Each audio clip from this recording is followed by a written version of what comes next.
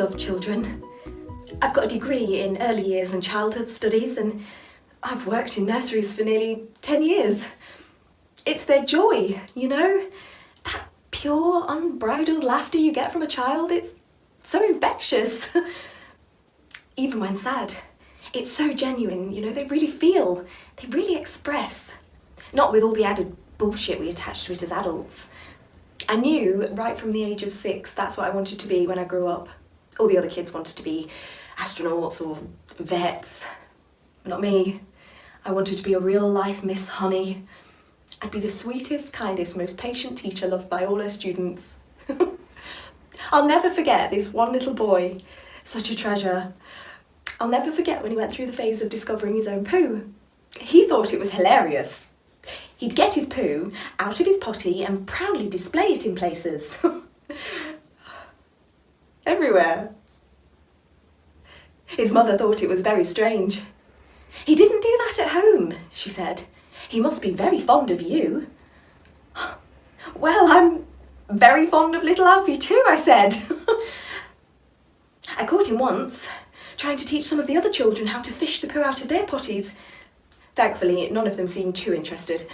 I think they were all past that phase. Which didn't go down too well with Alfie. At least I imagine that's why he decided to just throw it across the room into the back of my head that day.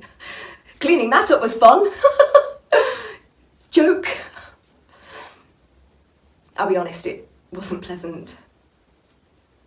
But you've got to expect these things, haven't you, with little kids? We used to joke in the staff room that at least it wasn't runny. I think it was the 3rd or 5th time that I discovered he'd managed to somehow break into the staff room and leave me one in my handbag to take home with me, that I decided I wanted to strangle the little shit. I remember it distinctly. Reaching into my bag to find my keys had embedded themselves in his shit again, and turning round to see him laughing through the window again. My face turned a violet colour with rage. According to the police reports made by my fellow staff members, as I screamed obscenities I never even knew I knew at him, I was chasing the little bastard across the playground with all the other kids staring on in mortified horror. I'll never forget their sweet little innocent faces.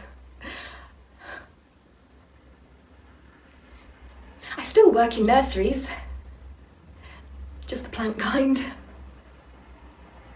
Now I decide where the shit goes.